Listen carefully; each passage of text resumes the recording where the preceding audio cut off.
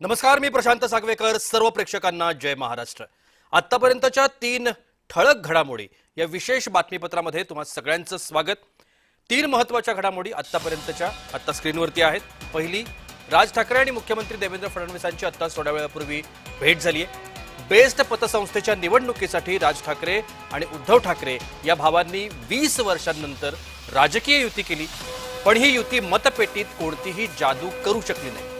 Best पतसंस्थेच्या निकालामध्ये राज उद्धव युती भोपळा सुद्धा फोडू शकली नाही. त्यातच आज अचानक राज ठाकरे हे मुख्यमंत्र्यांच्या भेटीसाठी पोहोचले. आता यामागे नक्की काय कारण असू शकेल याबाबत तर्कवितर्क लढवले जातात. दुसरी बातमी आहे, जैन समाजाच्या यंदाच्या पर्युषण पर्वामध्ये सर्व 9 दिवस मुंबईतील कत्तलखाने बंद राहणार नसल्याचं बुधवारी स्पष्ट झालंय. जैन समाजाचे अहिंसेचं तत्व अधोरेखित करणाऱ्या संपूर्ण पर्युषण पर्व काळामध्ये प्राण्यांचे कत्तलखाने बंद ठेवण्याचे आदेश विविध शहरांच्या महापालिकांना द्यावेत, या विनंतीबाबत तातडीचा दिलासा देण्यासाठी मुंबई उच्च न्यायालयानं नकार दिलाय. जैन समुदायातील 4 वेगवेगळ्या संघटना आणि धर्मादाय संस्थांनी याचिकांच्या माध्यमातून या पद्धतीची मागणी केली होती.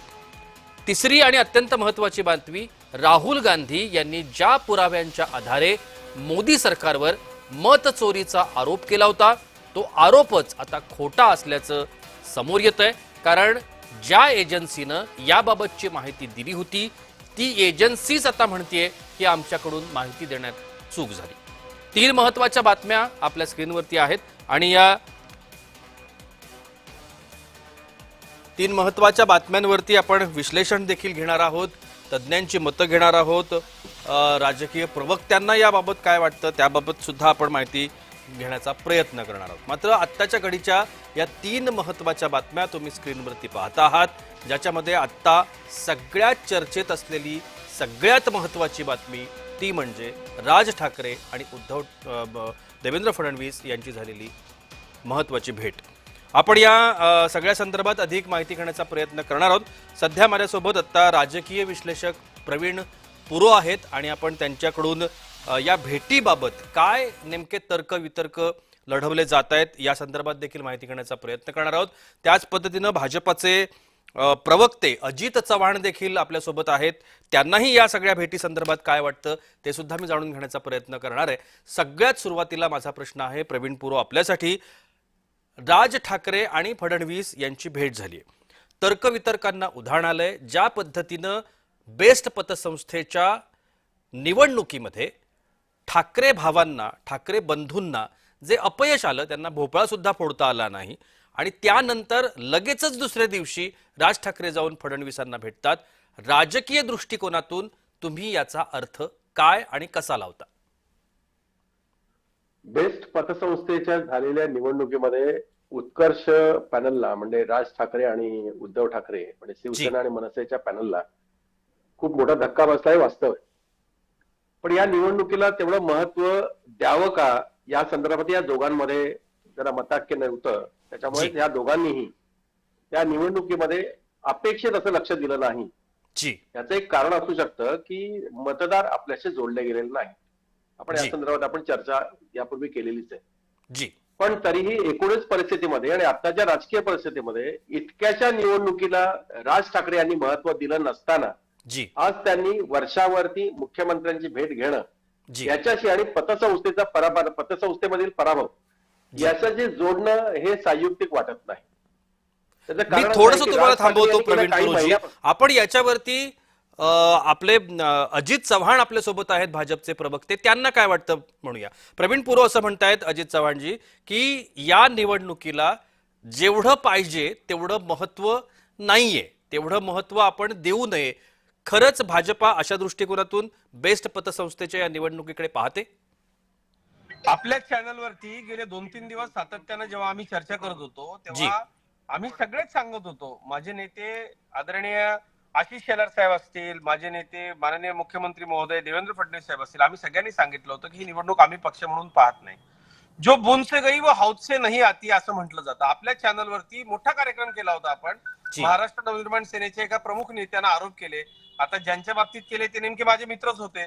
मी अत्यंत व्यवस्थितपणे काय जी भूमिका आहे ती समजून सांगितली. आता प्रवीण सर जे म्हणतायत त्याला काही अर्थ नाही, कारण बाण भात्यातून निघून गेलाय, त्यांनी जी. तो सोडलाय.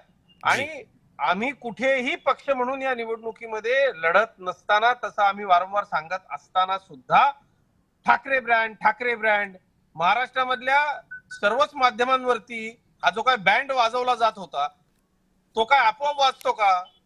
हे राजकीय विश्लेषकांना, महाराष्ट्राच्या सामान्य जनतेला माहित नाही का की चॅनल्स वरती एवढ्या मोठमोठ्या राणा भीमदेवी थाटामध्ये वल्गना झाल्या, नेते उतरले, पक्ष म्हणून त्यांनी उतरले, पक्षाच्या जी. कार्यालयात सगळी सूत्र हल्ली. जी. आम्ही तर पक्ष म्हणून ही निवडणूक लढवत नव्हतो ना.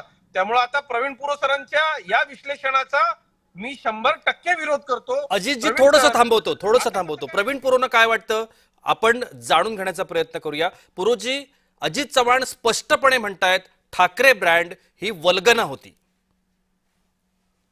नाही, अजितजी काय म्हणत असतील, त्यांच्या पक्षाची ते भूमिका मांडतात, कदाचित त्यांच्यापर्यंत ते योग्य असेल. जी. पण इतक्याशा निवडणुकीला मुख्यमंत्र्यांच्या आज जाऊन भेट घेणं हे काही यापूर्वी मग कदाचित झालं असतं ना. मग उद्धव ठाकरेंच्या बरोबर बसून, त्यापेक्षा मुख्यमंत्र्यांच्या बरोबर बसून, मग त्या समोरच्या सहकार पॅनलच्या बरोबर बसून पण शकले असते राज ठाकरे. पण तसं त्यांनी केलेलं नाही. पण गेल्या दोन महिन्यापासून आपण जर एकूणच स्थिती जर पाहिली मनसेची, तर मनसेने विशेषतः राज ठाकरे यांनी महाराष्ट्रातल्या काही थोडंसं अजित चव्हाणांना ऐकूया. पुरोजी, थोडंसं अजित चव्हाणांना ऐकूया, काहीतरी ते म्हणतायत. सर, या भेटीच्या बाबतीत माझंही काहीच म्हणणं नाही. आपलं विश्लेषण अगदी बरोबर आहे. एवढ्या छोट्याशा काय हा पराभव जो तुम्ही म्हणताय हा छोटासा, माझं स्पष्ट मत आहे की पराभव झाल्यानंतर ही निवडणूक त्यांच्याकरता महत्वाची नव्हती, असं जे आपलं विश्लेषण आहे त्याला माझा विरोध आहे. पुरोजी, काय म्हणताय तुम्ही त्याला याच्याबद्दल? माझा विरोध आहे. आपल्याकडे ते भेटीचं ठीक आहे, ते काय राजकीय- अजितजी आपण पुरोना बोलायला देऊया. कधीही अशी निवडणूक झाली आणि कुठल्या नेत्याला भेटल्यानंतर त्याचे संदर्भ असे जोडणं हे आपल्याकडे महाराष्ट्रात आतापर्यंत कधी झालेलं नाही. जी. म्हणजे असं तुम्हाला सांगतो की विधानसभेची निवडणूक झाल्यानंतर मोठ्या प्रमाणावरती पवार गट आणि उद्धव ठाकरे गटाचा जो काही पराभव झाला, जी. त्याच्यानंतरही उद्धव ठाकरेंनी 2 ते 3 वेळा मुख्यमंत्र्यांची भेट घेतली. जी. अगदी पवारही त्यांना भेटले, कारण महाराष्ट्रातल्या वेगवेगळ्या प्रश्नांच्या संदर्भात चर्चा करणं ही आपल्याकडची एक परंपरा आहे, राजकीय परंपरा आहे, कोणी विरोधात जरी असलं तरी. जी. आता कालच्या जर पराभवानंतर राज ठाकरे भेटले असं जर आपण जर सगळेजण गृहीत धरत नाही, याच्यातला मुद्दा महत्वाचा असा आहे आमच्या दृष्टिकोनातून. उद्धव ठाकरे एका बाजूला स्पष्टपणे म्हणाले होते की राज आमच्या सोबत येतील केव्हा, जेव्हा ते भाजप, शिवसेना हे जे पक्ष आहेत त्यांच्यासोबत कोणत्याही पद्धतीचं संबंध ठेवणार नाहीत, कोणत्या पद्धतीचं त्यांची वाटाघाटी होणार नाहीत, त्यानंतर ते आमच्याबरोबर आले तर चालतील असं स्पष्टपणे त्यांनी म्हटलेलं होतं. तरी सुद्धा आज राज ठाकरे जाऊन फडणवीसांना भेटतायत, याचा अर्थ काय काढायचा? नाही, फडणवीस म्हणजे कुठला सामान्य मंत्री नाहीये की दादा भुसे आहेत की बाबा आणखी दुसरं कोणी त्यांना भेटलं असं नाहीये. मुख्यमंत्री हे महाराष्ट्र राज्याचे प्रमुख आहेत जी. आणि सगळ्या प्रश्नांकडे पाहण्याची जबाबदारी मुख्यमंत्र्यांची. आज महाराष्ट्रामध्ये जे प्रश्न निर्माण झालेत, अगदी 3-4 दिवसापासून महाराष्ट्रावर पाऊस आहे, अनेक शेतकऱ्यांची उभी पिकं आता आडवी झालेली आहेत. जी. राज्यामध्ये कबुतरांचा प्रश्न खूप लावून धरलेला आहे जैन समाजाने. जी. याशिवाय मराठी आणि हिंदीचा वाद तर कायमच चालू आहे.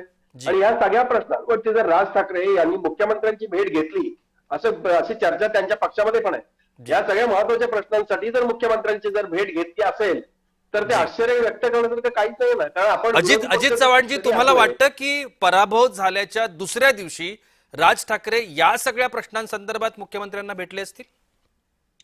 एक गोष्ट आपण लक्षात घ्या की मी प्रवीण पुरोंच्या एका गोष्टीशी सहमत आहे की प्रमुख राजकीय पक्षाचे अध्यक्ष मुख्यमंत्र्यांना भेटू शकतात. मुख्यमंत्री महाराष्ट्राचे आहेत, निश्चितपणे मी त्यांच्या विधानाशी सहमत आहे. पण सुरुवातीला त्यांनी जे विधान केलं ना की ही निवडणूक काही फारशी तितकी महत्वाची नव्हती आणि मग तो पराभव, हे कसं विश्लेषण असू शकतं प्रवीणजी? ज्या निवडणुकीकरता अख्खा पक्ष, दोन्ही पक्ष एकत्र झाले, महाराष्ट्रभर नाही देशभर गाजावाजा झाला, ठाकरे ब्रँड, आता सगळ्यांची वाट लागणार, मुंबई महानगरपालिकेची सेमीफायनल, आणि आता ताकद दाखवून देऊ, पार बेंडकुळ्या दाखवल्या आणि धापकन तोंडावर आपटले. त्याचं विश्लेषण जे आपण करताय ना की या निवडणुका महत्वाच्या नाहीत, आमच्या प्रसाद लाड आणि प्रवीण दरेकरांनी दाखवून दिलं की फडणवीसांचे शिलेदार बेस्टच्या कामगारांकरता किती चांगलं काम करू शकतात, 25 वर्षाचा भ्रष्टाचार संपवू शकतात. शशांक राव यांचं तिथं सातत्यानं काम आहे, ते निवडून आले. त्यामुळे विश्लेषण असं एकांगी आपण कृपया करू नका. महाराष्ट्राच्या मुख्यमंत्र्यांना यालाच संलग्न अजितजी माझा दुसरा प्रश्न, दुसरा प्रश्न, ज्या पद्धतीनं तुम्ही आता म्हणताय की अशा पद्धतीनं ते सगळे दोघंही तोंडावर पडले आहेत, वल्गना होत्या, मान्य करू, आता जी येणारी निवडणूक आहे महापालिकेची, त्या निवडणुकीमध्ये हेच चित्र पुन्हा दिसेल की चित्र बदललेलं असेल, ठाकरे ब्रँड पुन्हा एकदा जोमात समोर आलेला दिसेल? तुम्हाला काय वाटतं? साहेब बघा, तुम्हाला एक गोष्ट सांगतो मी. या महाराष्ट्राच्या जनतेच्या मनात जे असेल ते होत असतं. जो जनतेची सेवा करेल, जो लोकांमध्ये जाईल. महायुतीचं सरकार सातत्यानं लोकांपर्यंत जात आहे. त्यामुळं कुणीतरी कोणाचा मुलगा आहे. या देशामध्ये राजाच्या पोटी राजा जन्म येण्याचा काळ आता संपलेला आहे. आता मतदान यंत्रातनं या देशामध्ये नेता निवडला जातो. त्यामुळं हा कुठल्या तरी घराण्याचा वारसदार आहे, हा ठाकरे आहे, हा पवार आहे, हा अमका आहे, हा ढमका आहे, म्हणून त्याला निवडून द्या. या सरंजामशाही मानसिकतेतनं देशाची जनता बाहेर आलेली आहे. नक्की माझं आपण स्पष्टपणे प्रवीण म्हणणं पुरोंचं आहे. उत्तर घेऊया. प्रवीण पुरोजी, आता जे अजित चव्हाण म्हणतायत ते पटतंय तुम्हाला? या येणाऱ्या आगामी महापालिकांच्या निवडणुकीमध्ये ठाकरे ब्रँड पुन्हा एकदा या पद्धतीनंच अपयशी ठरेल असं वाटतं? नाही, आता जे अजित जे म्हणाले ना की सरंजाम आता ते काही निवडून येत नाही, हे वास्तव नाहीये. भारतीय जनता पक्षामध्ये असे अनेक नेते आहेत जी, की उदाहरणार्थ नवी मुंबईने नाव घेतो ना, गणेश नाईक, त्याच्याशिवाय तुम्ही विजयसिंग मोहिते पाटील, अनेक जी. बबनराव पाचपुते, अनेक असे कार्यकर्ते, असे पदाधिकारी किंवा असे नेते जे आहेत भारतीय जनता पक्षामध्ये आहेत, ते त्या त्या ठिकाणी सेट झालेले आहेत. त्यांनी स्वतःची सरंजाई तयार केलेली आहे तिकडे. आपण किती जरी अमान्य केले, हे काँग्रेसमध्येच होते पूर्वी, आणि काँग्रेसमध्ये असतानाही त्यांनी आपला स्वतःचा बंच तयार केला होता. तिथे पक्षापेक्षा समजून त्यांचं स्वतःचं महत्व होतं. आजही भारतीय जनता पक्षामध्ये जे लोक गेली आहेत, जी. तिथे भारतीय जनता पक्षातून ते जर बाहेर पडले तर पक्षाचं तिथे अस्तित्व खूप कमी होईल. जी. हे वास्तव अजितजींना मान्य करावं लागेल. म्हणजे- अनेक नेते आज भारतीय जनता पक्षामध्ये असे गेले जे काँग्रेसमधून असेल, एनसीपी मधून असेल किंवा शिवसेनेमधून असेल, की त्यांनी स्वतःच तिकडे एक सरंजामशाही तयार केली होती. प्रवीण पुरोजी, आणि या एक छोटासा तिकडे प्रश्न पक्षाला तुमच्या काय बोलण्यातनं निर्माण होतो. आयात केलेले नेते जर अपयशी ठरले तर भाजपा अपयशी ठरेल असं वाटतं?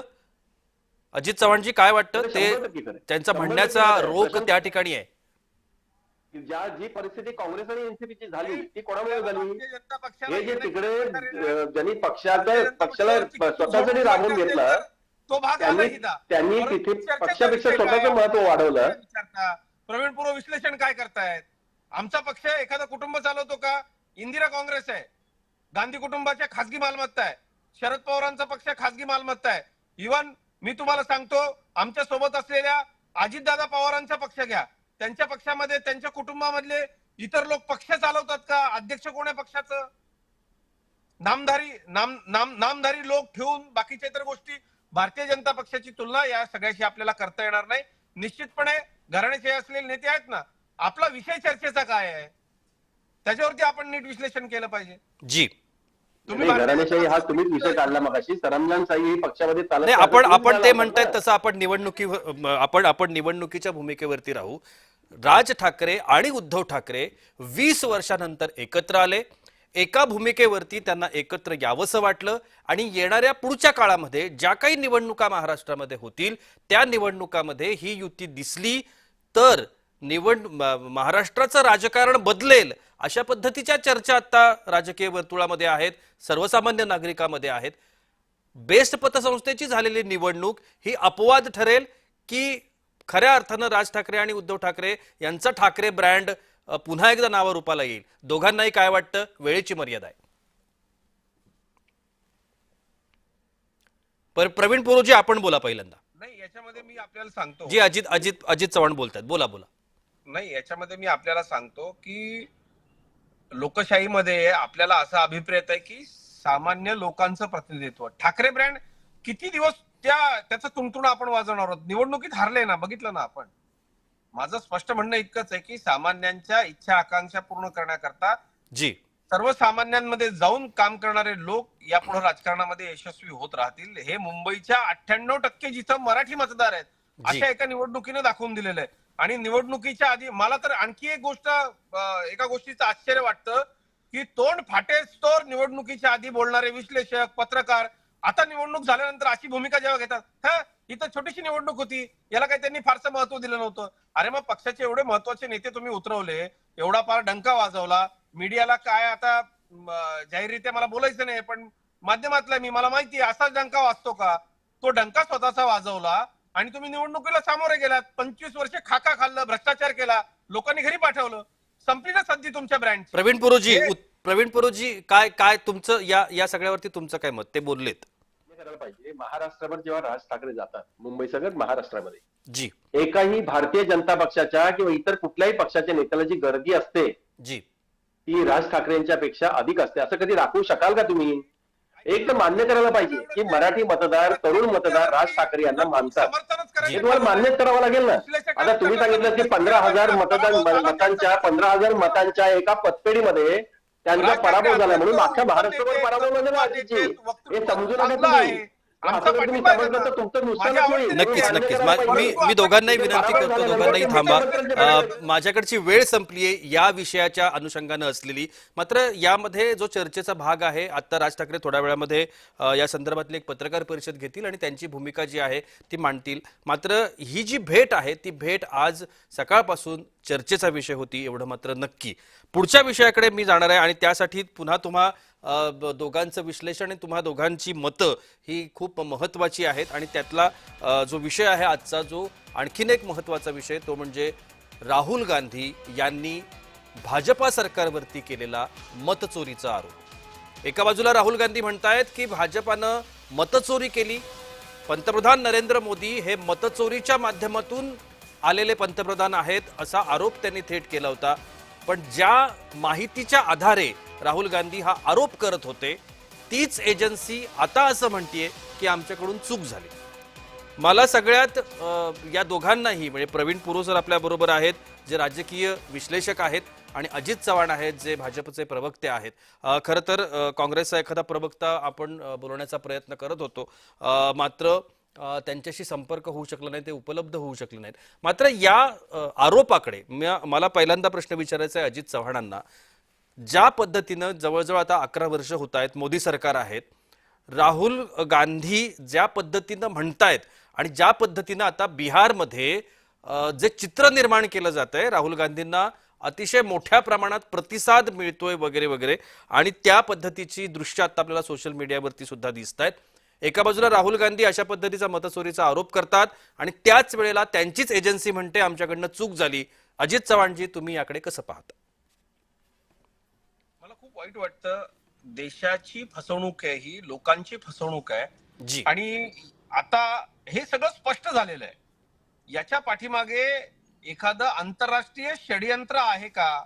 याच्या पाठीमागे एखादी आंतरराष्ट्रीय ताकद आहे का जी. की देशाच्या मतदारांमध्ये अविश्वास निर्माण करून, गोंधळ निर्माण करून, ज्या पद्धतीनं खासदारांना रस्त्यावर उतरवलं तशा पद्धतीनं माझ्या मताचं काय झालंय असा गोंधळ सामान्य माणसाच्या मनामध्ये निश्चितपणे झालेला होता. हे लक्षात घ्या. आपण जर जी. हे सगळं स्पष्ट झालं नसतं, आम्ही सगळ्यांनी भूमिका मांडल्या नसता, त्यावेळेला आम्हाला आमच्यावरती टीका केली जात होती. आम्हाला सांगितलं जात होतं, प्रश्न निवडणूक आयोगाला विचारला जातोय, तुम्ही का उत्तर देता? अरे बाबांनो, आम्ही समजावून सांगितलं की जिथं जागा वाढल्या, बहुतांश ठिकाणी काँग्रेस निवडून आलेली लोकसभा निवडणुकीमध्ये, हे कसं तुम्ही पाहत नाही? मला असं वाटतं अशा पद्धतीनं देशाच्या व्यवस्थेला उद्ध्वस्त करण्याकरता ही मंडळी जबाबदार आहेत. जर सर्वसामान्य जनतेला हे निश्चितपणे कळलंय की आपला सातत्यानं पराभव होतोय, या वैफल्यग्रस्ततेतून राहुल गांधी आणि त्यांच्या कंपूनं कशा पद्धतीनं देशाच्या एका जबाबदार व्यवस्थेला उद्ध्वस्त करण्याचा प्रयत्न केला. दुसरा विषय, याच्यामध्ये अनेक टेक्निकल गोष्टी होत्या ज्या सातत्यानं निवडणूक आयोगानं सांगितल्या की आपण या, त्या आम्ही स्पष्ट करतो. त्याच्याबद्दल कुणी तक्रार केली तर उत्तर द्यायला आम्ही बांधील आहोत. एक गोष्ट याच्या सगळ्यामध्ये आरोप होत असताना जी माझ्या स्पष्टपणे लक्षात आली साहेब, ती आपण लक्षात घेतली पाहिजे की जेव्हा माणूस तोंडामध्ये सोन्याचा चमचा घेऊन जन्माला येतो ना, चांदीचा नाही, सोन्याचा चमचा घेऊन जन्माला येतो ना, त्याला खालच्या स्थानिक पातळीवरची काहीच माहिती नसते. आणि अक्षरशः काँग्रेसच्या कार्यकर्त्यांच्या मनामध्ये सुद्धा एक प्रकारची चलबिचल होती की अरे हे काय सांगतायत, हे काय म्हणतायत. निवडणूक कशी होते साहेब, आपण लक्षात घ्या. मतदार यादीमध्ये काही गोंधळ आहे याचा अर्थ मतदानाच्या प्रक्रियेमध्ये ते मतदान झालेलं आहे असं कसं आपल्याला समजता येईल? मतदान केंद्रावरती बीएलओ असतो, बीएलए असतो, सर्व पक्षाचे प्रतिनिधी असतात. नक्कीच. अजित चव्हाणजी, मी तुम्हाला थोडंसं थांबवतोय.